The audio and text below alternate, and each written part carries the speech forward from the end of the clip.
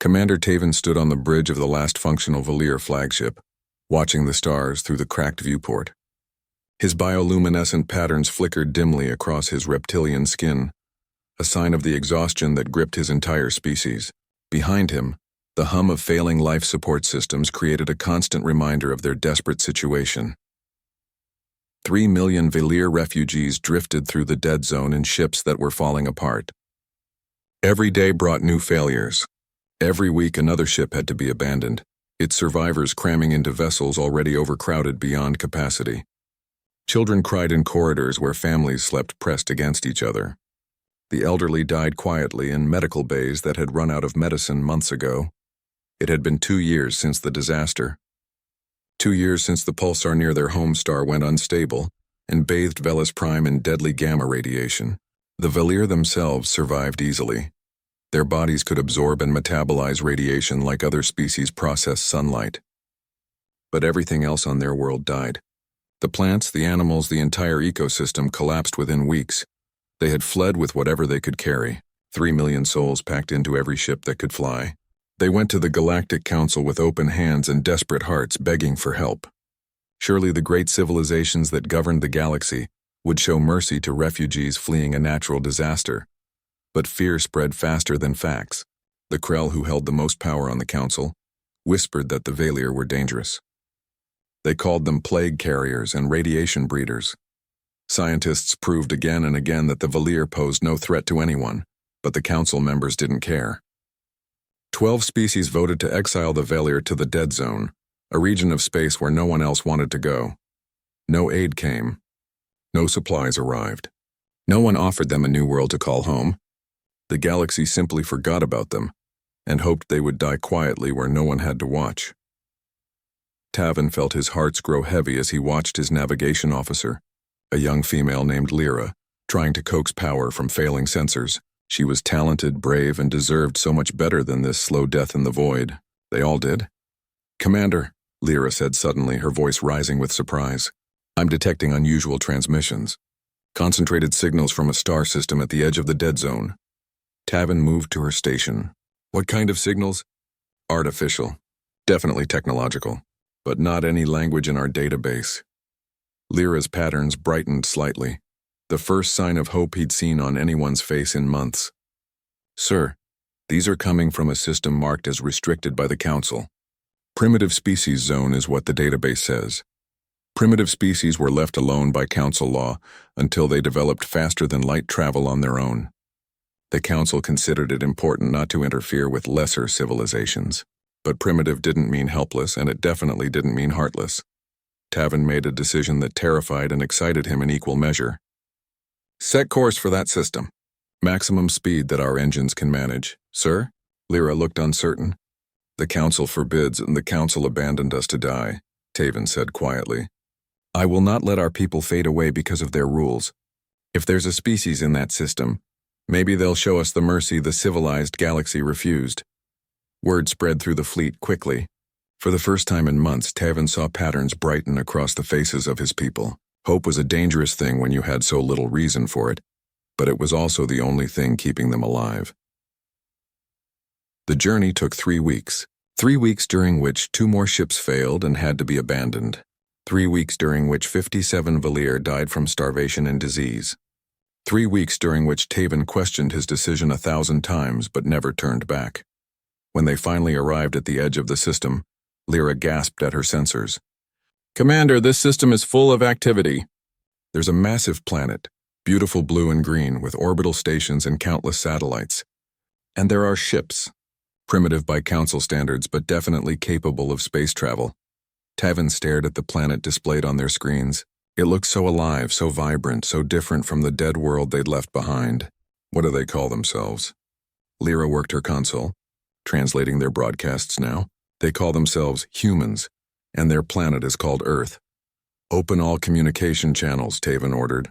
"Every frequency we can manage. Send them everything. Our history, our biometric data, proof that we're not dangerous, and a request for temporary refuge. Make it clear we're asking, not demanding." "And Lyra?" "Yes, Commander?" "Tell them we're refugees who have nowhere else to go. Tell them the truth. The transmission went out across every frequency.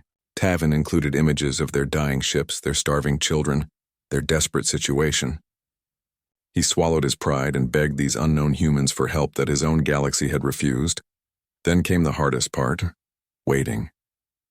The communication lag meant it would be hours before any response came. Hours during which the Valier fleet hung at the system's edge, hoping that these humans would be different from the species who had cast them out.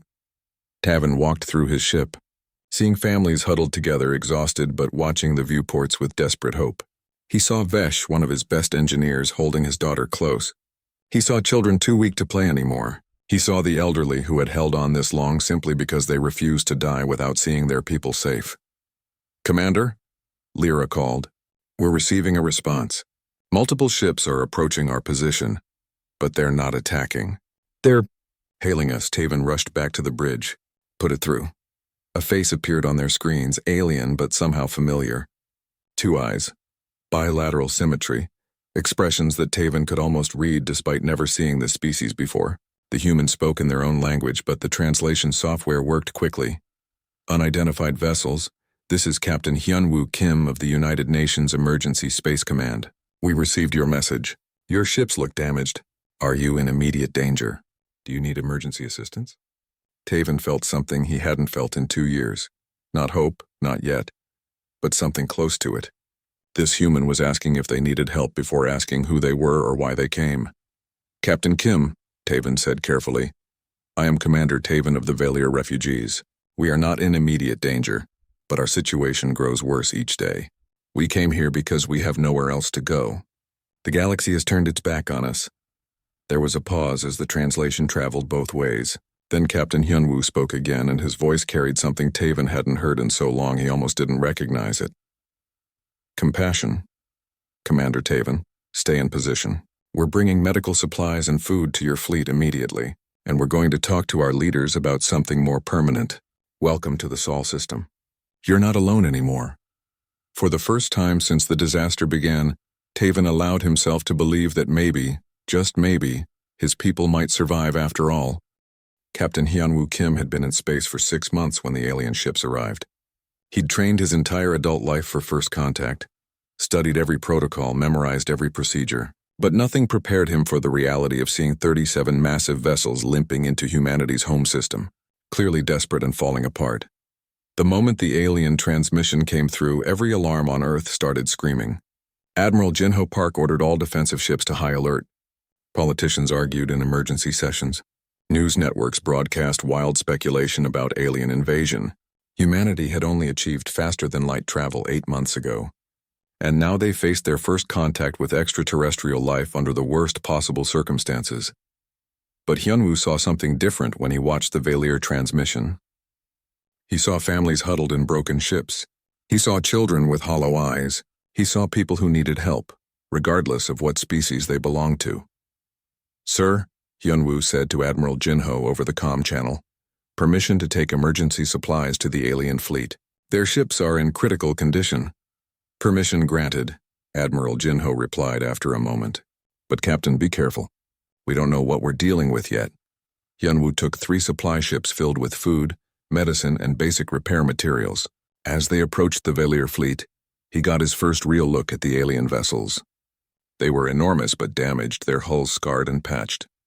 Through the viewports, he could see crowds of reptilian figures pressed against the glass, watching the human ships approach.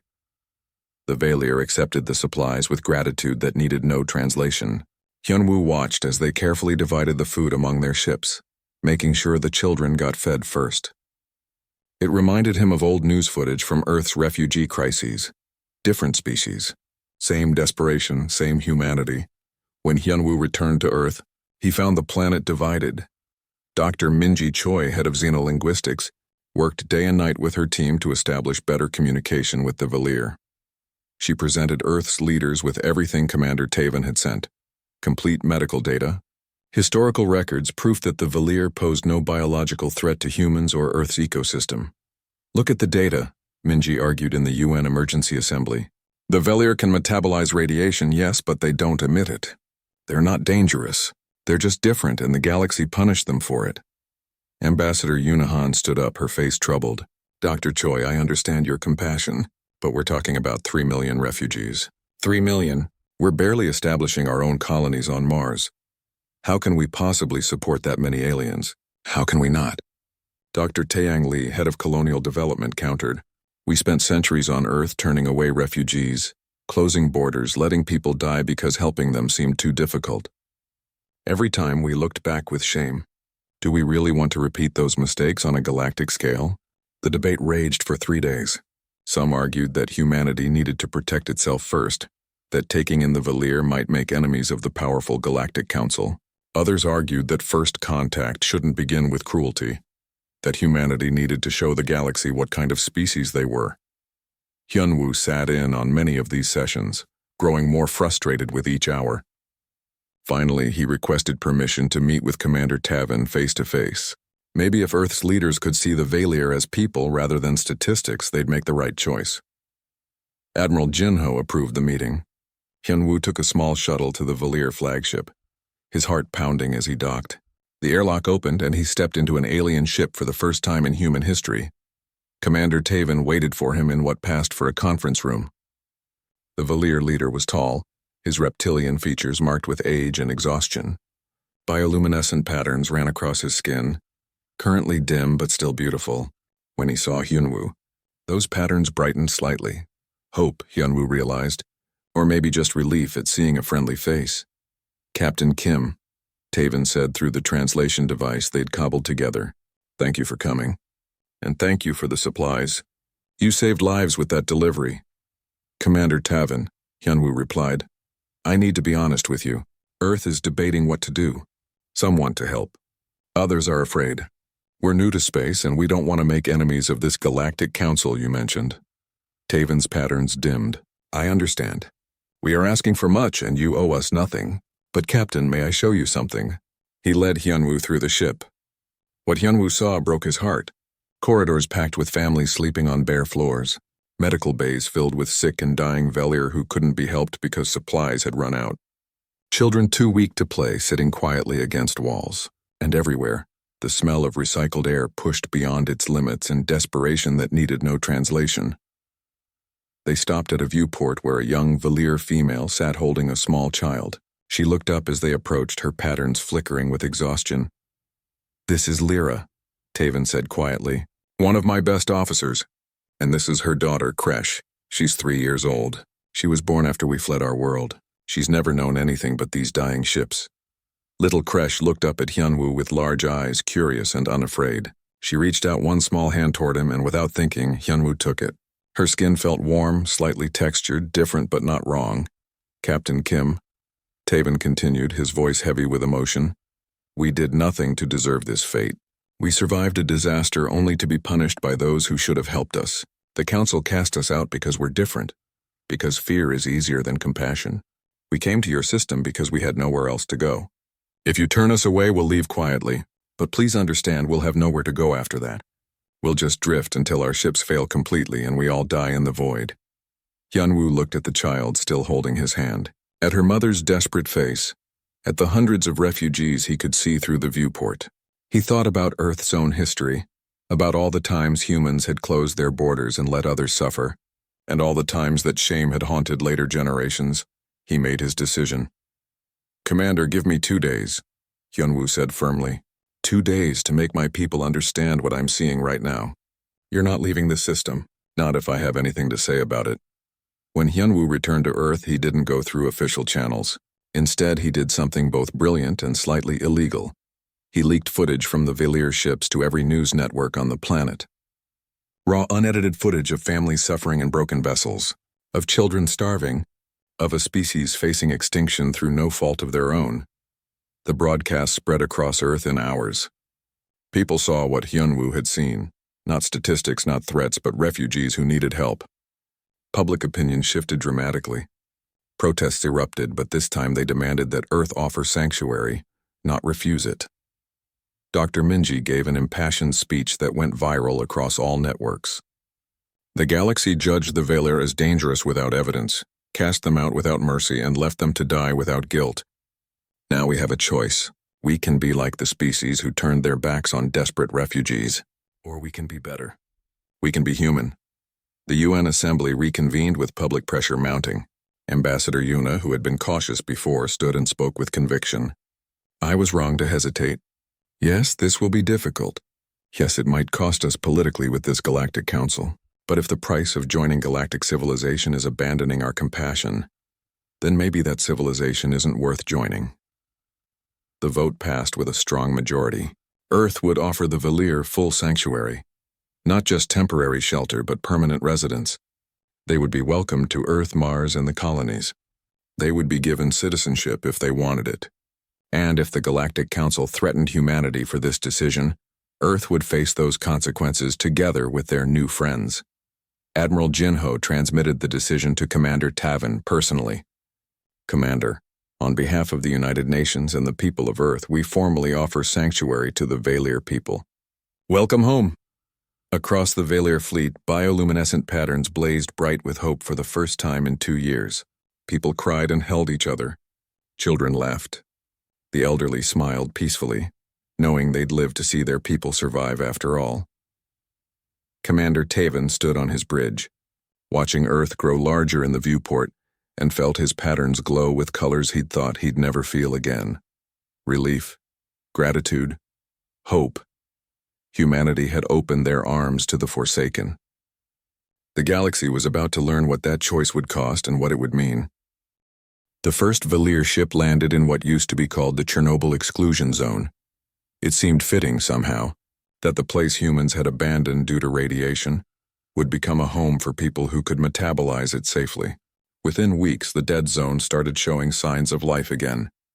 Junho Kang stood in the morning sun, watching Valir workers move through the old reactor site with equipment that combined human engineering and Valir biological knowledge. Beside him, Vesh, a Valir engineer who'd become his closest colleague, monitored readings on a tablet. Radiation levels are dropping faster than we projected, Vesh said, his patterns brightening with satisfaction. Your containment technology combined with our metabolic processing. It's working beyond expectations. Junho grinned. We make a good team. Your people can safely handle materials that would kill us, and our tech can enhance what you do naturally. Together, we're cleaning up a mess that's haunted humanity for centuries. It wasn't just Chernobyl. Valir settled in Fukushima, in old nuclear test sites, in uranium mining areas that had been too dangerous for humans to reclaim. Instead of being a burden on Earth's resources, they transformed places humans couldn't use into thriving communities. And as they processed the radiation, those dead zones began healing. But integration wasn't only about useful abilities. It was about people learning to live together. Dr. Sora Nam walked through Seoul Medical Center's new xenobiology wing, reviewing patient charts with Lyra, the Valir officer who'd first detected Earth's transmissions. Lyra had turned out to have extensive medical knowledge, and together they'd made breakthroughs neither species could have achieved alone.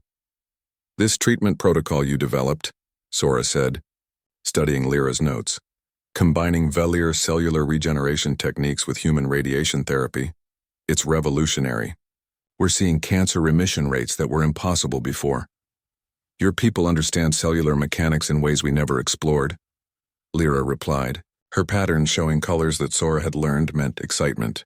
And our natural ability to manipulate cellular radiation response gives us insight into cancer treatment.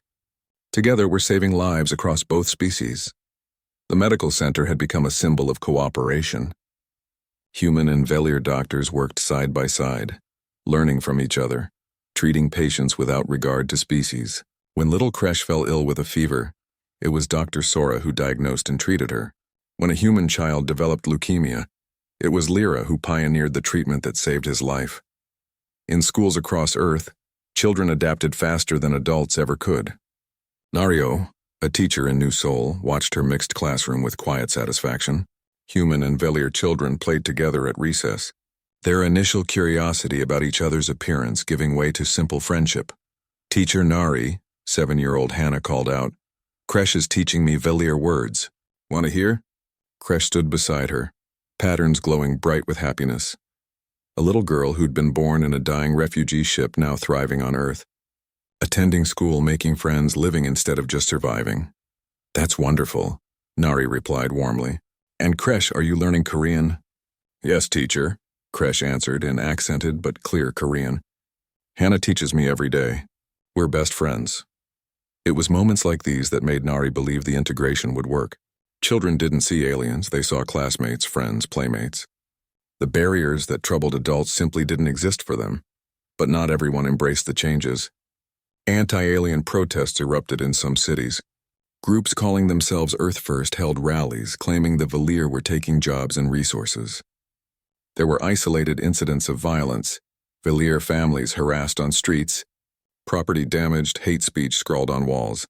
Captain Hunwoo, now promoted to coordinator of human-Valir relations, spent countless hours addressing these concerns. He held town halls, appeared on news programs, and worked directly with frightened communities.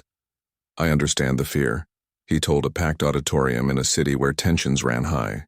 Change is scary. The unknown is scary. But fear comes from ignorance and knowledge comes from courage. The Valir aren't taking anything from us, they're contributing. They're cleaning contaminated sites we couldn't touch. They're advancing our medicine. They're working, paying taxes, becoming part of our society. Give them a chance. Get to know them. You'll find they're just people trying to build good lives, same as us. Slowly, through patient work and countless small interactions, attitudes began shifting. A Valir family moved into a neighborhood and people realized they were quiet, friendly, good neighbors. A human got treated at a hospital by a Valir doctor and survived because of her expertise. Children came home from school talking about their Valir friends. Understanding spread person by person, family by family, community by community. But while Earth worked through its growing pains, the Galactic Council watched with increasing alarm. In the Krell High Command chambers, military leaders studied reports from the Sol system with growing anger. Commander Drax, the Krell Admiral, slammed his fist on the table. These humans welcome the contaminated Valir with open arms, he snarled. They integrate them into their society. They claim the Valir are harmless. This cannot stand. Why does it matter? Asked one of his officers. Let the primitive humans make their mistake. Because, Drax said coldly, if the humans succeed in integrating the Valir, it proves our propaganda was a lie. It exposes our cruelty. Worse, other outcast species are watching. 7 different marginalized groups have already tried to make contact with Earth. The humans are becoming a beacon for everyone we've oppressed. That makes them dangerous. The Council convened an emergency session. They sent formal messages to Earth demanding the Valir be surrendered to Council authority. Earth's response, delivered by Ambassador Yuna, was polite but firm. The Valir are under Earth's protection. They've committed no crimes. They pose no threat. We will not turn them over to the very people who abandoned them to die. The Council's second message was less diplomatic. Trade restrictions, sanctions, threats to quarantine humanity from galactic civilization before they'd even joined. The message was clear. Fall in line or face consequences.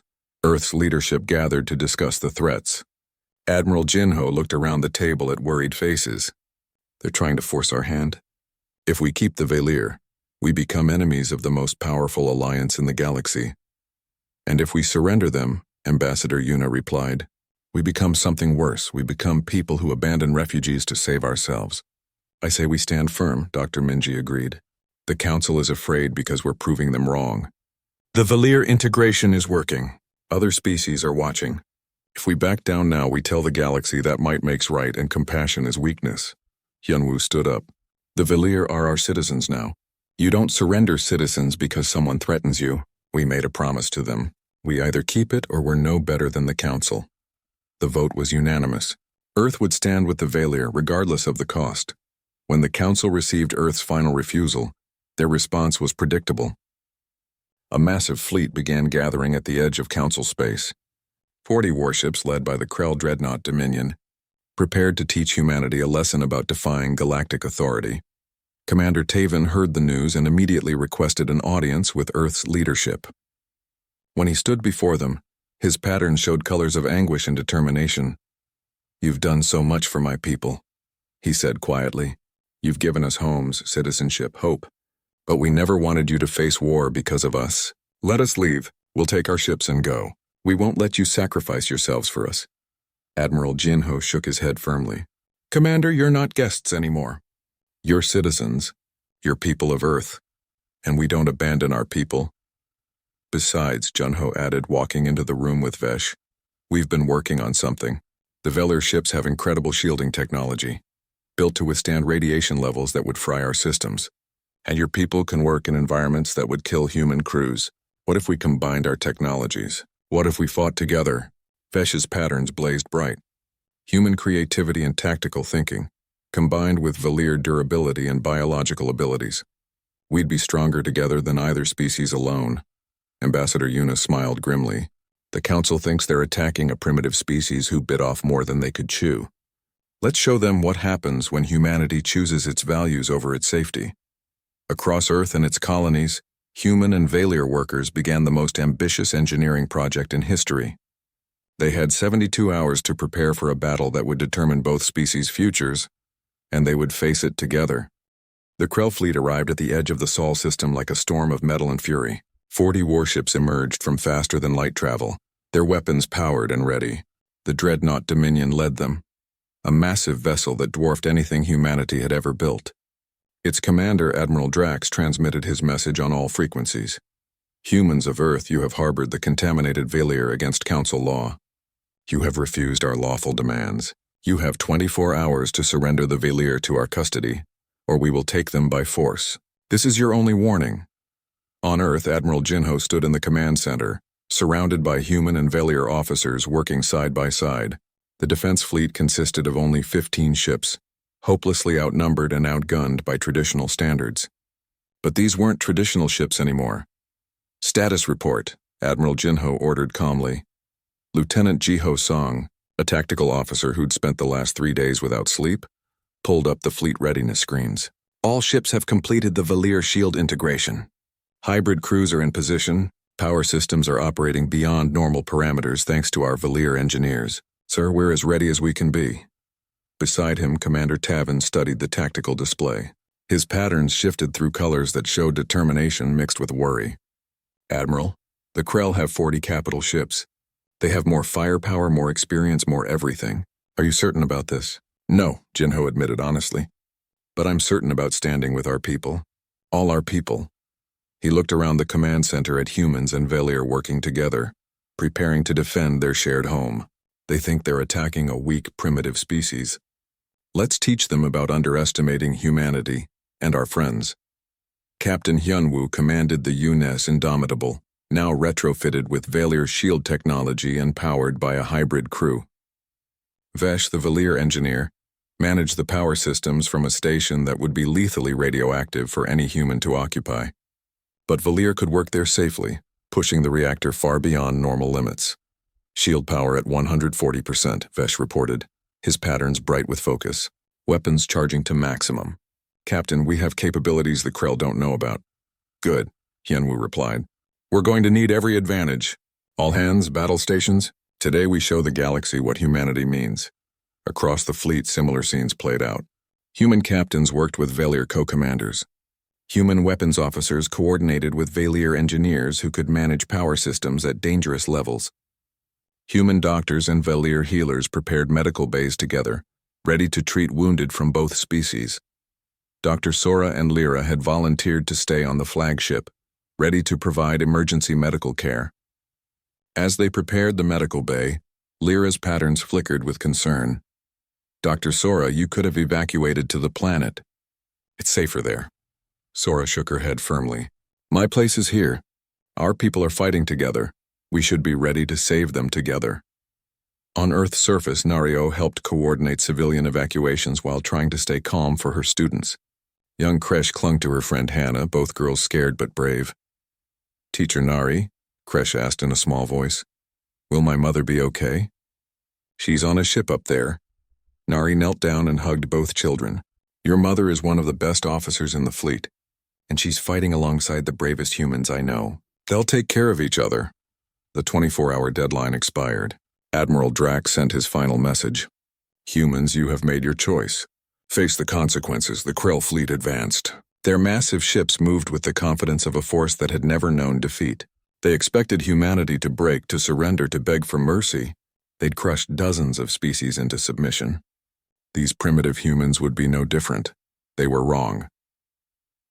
The battle began when the Krell opened fire at long range, expecting to cripple the human fleet before they could respond. But the hybrid shields held far stronger than projected. Valir technology absorbed energy that should have destroyed hulls. Human defensive systems, enhanced by Valir engineering, redirected fire that should have been fatal. Return fire, Admiral Jinho ordered. All ships pattern Delta Vesh.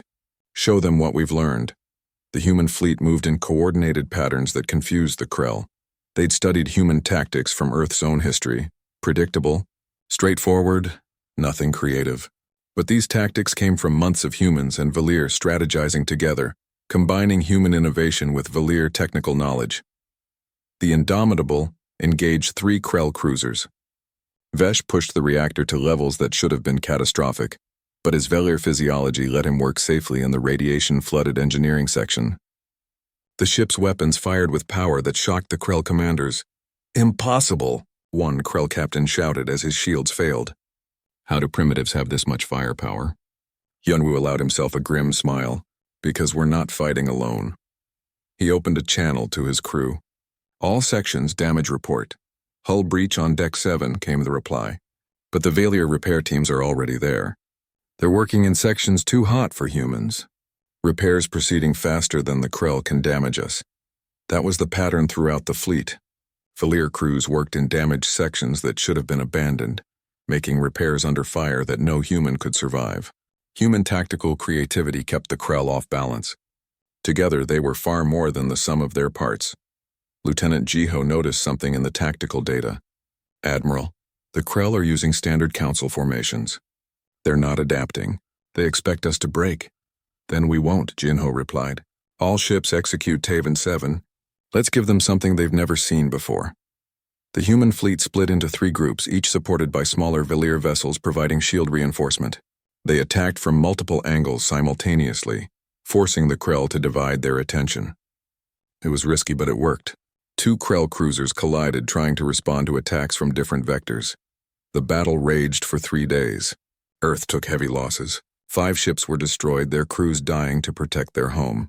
Thousands of humans and Valir gave their lives in the defense. The medical bays overflowed with wounded from both species.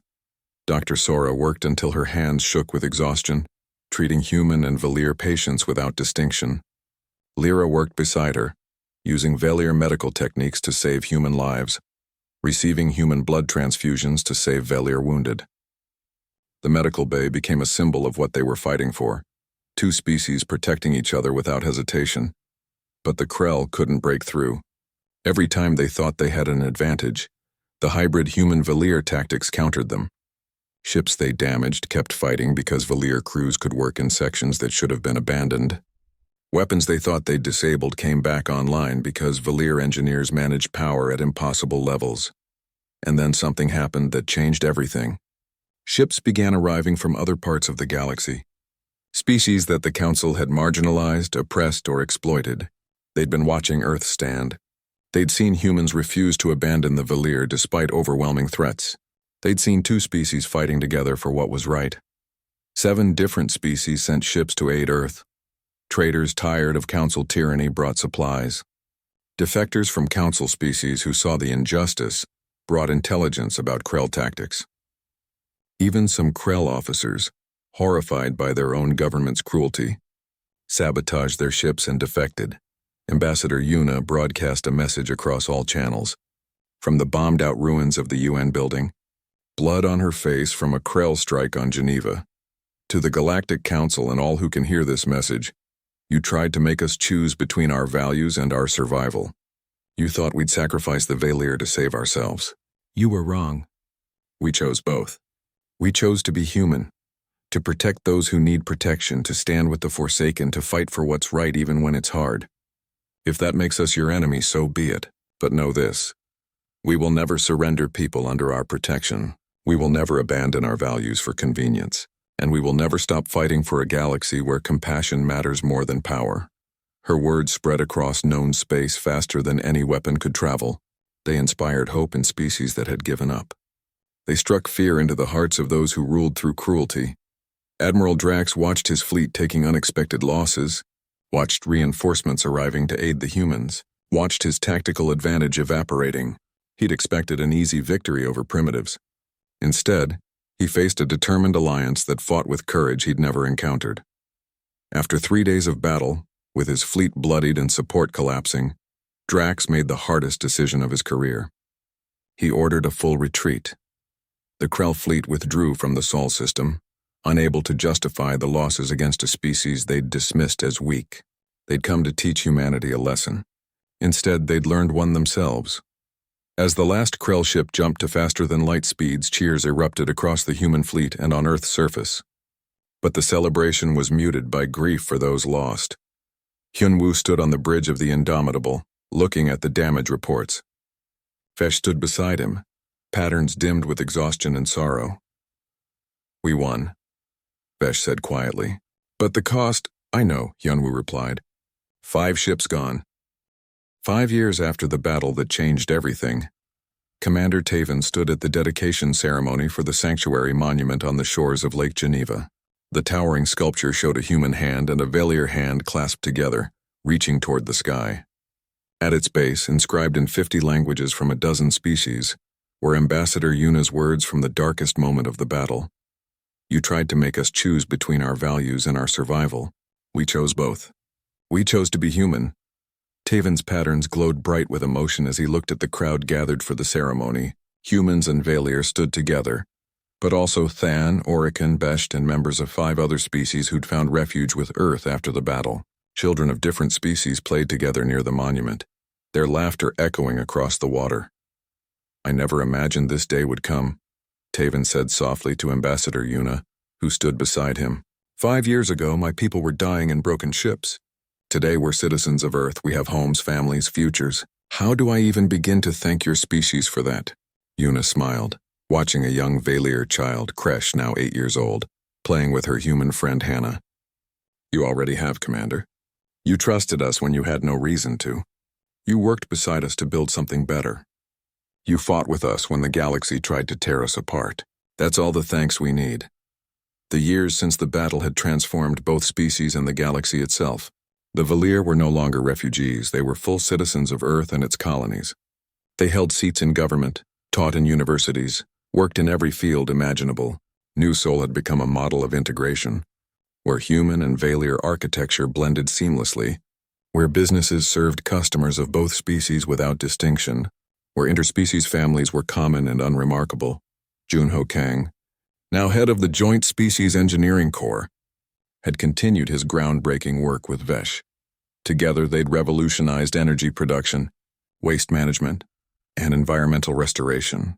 The bioreactors they'd developed now operated across human space, turning former contamination sites into clean energy sources. The Chernobyl facility just hit another milestone, Junho told the crowd during his speech at the ceremony. 0 detectable radiation in the surrounding area. The dead zone is healing. And we're expanding the technology to Mars, where Valier biology is helping us terraform at rates we never thought possible. Mars had become a symbol of cooperation in ways Earth's founders never imagined. The red planet's naturally high radiation levels, which posed challenges for human colonization, made it ideal for Valier settlement. Working together, humans and Valier had transformed Mars from a struggling colony into a thriving world where both species prospered. Dr. Sora Nam, now director of the Interspecies Medical Institute in Seoul, had continued her pioneering work with Lyra. Their medical advances had saved millions of lives across multiple species. Cancer treatment, radiation sickness, cellular regeneration, fields where human and Valier knowledge combined created breakthroughs neither could have achieved alone. "We've trained doctors from 7 different species," Dr. Sora announced proudly. "Our techniques are spreading across the galaxy. Species that the Council ignored or exploited are finally getting medical care that works for their biology. That's the power of cooperation over domination." But perhaps the most profound changes happened in the schools. Nario, still teaching in New Seoul after all these years, watched her students with quiet satisfaction. Her classroom held children from 4 different species now, all learning together, all growing up knowing that differences in appearance meant nothing compared to similarities in dreams, fears, and hopes. "Teacher Nari," Kresh called out during a class project, "can you help our group? We're designing a ship that could work for any species," Hannah added excitedly. "We're using human navigation systems, Valier power management, and Than communication arrays. It's going to be the best ship ever." These children didn't see species barriers. They saw classmates, friends, partners in creation. They would grow up to lead a galaxy very different from the one their parents had known. The battle had fractured the Galactic Council beyond repair. 3 species withdrew completely, ashamed of their role in oppressing the Velier and other marginalized groups. The remaining council members found themselves isolated, their authority questioned by populations who'd watched Earth stand and wondered why their own governments hadn't shown the same courage. The Krell High Command tried to maintain control, but Admiral Drax's defeat had shaken their military's reputation. Worse, the truth about the Velier had spread across the galaxy. Every species now knew that the contamination narrative had been a lie, that the Velier posed no threat, that they'd been condemned to die simply because fear was easier than compassion. In the power vacuum, something new emerged. Earth didn't try to replace the Council with another hierarchical structure. Instead, they helped establish the Free Alliance, a voluntary coalition based on mutual respect rather than domination. Any species could join, regardless of their technology level or military power. The only requirements were respecting the rights of member species and contributing to collective defense and welfare. Admiral Hyun-woo, now commanding the Alliance Defense Fleet, had built something unprecedented. His ships represented 8 different species, all working together with the same spirit of cooperation that had saved Earth during the battle. They didn't seek conquest or expansion. They protected refugee ships, responded to natural disasters, and deterred aggression. The Council ruled through fear, Hyun-woo told new recruits during their training. We lead through example. Every time we help someone, every time we choose compassion over convenience, we prove there's a better way. The alliance grew steadily. Species that had been exploited or marginalized found hope in Earth's example. Traders preferred alliance ports where all species were treated fairly. Scientists from different worlds collaborated on projects the Council would never have allowed. Culture, art, and ideas flowed freely across species boundaries. Not everyone joined willingly. Some species, like the Krell, clung to their old ways. They maintained their isolation, their hierarchies, their belief that might made right. But they were increasingly alone, watching the galaxy change around them while they stayed trapped in the past.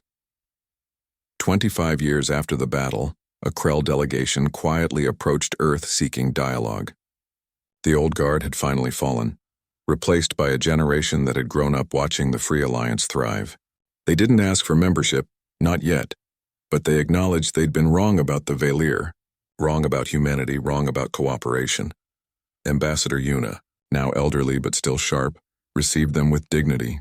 We don't require apologies, she told them. We require change.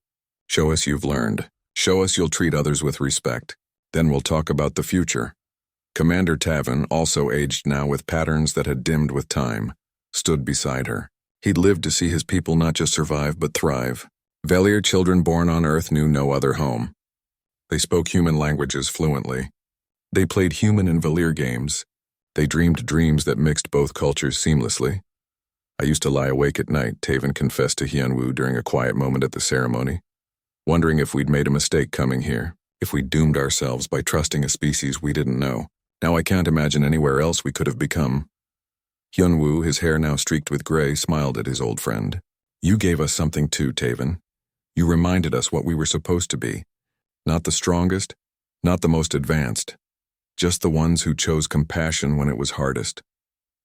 50 years after that desperate day when the Velier fleet first appeared in the Sol system, historians marked it as the turning point in galactic civilization, not because humanity was perfect, they weren't. Not because integration had been flawless, it hadn't been. But because when faced with a choice between cruelty and compassion, between convenience and courage, between abandoning refugees and protecting them, humanity had chosen differently. They'd chosen to be human, and in doing so, they'd shown the galaxy what that word really meant. The story became legend. Children across a dozen species learned about Earth's stand, about the Velier's courage, about the battle that proved cooperation was stronger than domination. It inspired new generations to question authority, to demand compassion from their leaders, to reach across species boundaries with open hands. On Earth, in a small classroom in New Seoul, an elderly Nario told the story to her students. Human. Veller, Than, Orican, and others all sitting together, all listening with wide eyes. What's the most important part of the story, Teacher Nari? A young Valier student asked. Nari smiled, looking around at her diverse classroom. That fear and hate are choices. Compassion and courage are also choices. And the choices we make define not just who we are, but who we can become. After class, the same young Valier approached her teacher shyly. Teacher Nari, can I ask you something? Of course, dear. My great-grandfather was on one of the refugee ships. He told me stories about the dead zone, about how scared everyone was. But I was born here on Earth. I've never known anywhere else. When people ask me where I'm from, what should I say? Nari knelt down and smiled warmly at the child.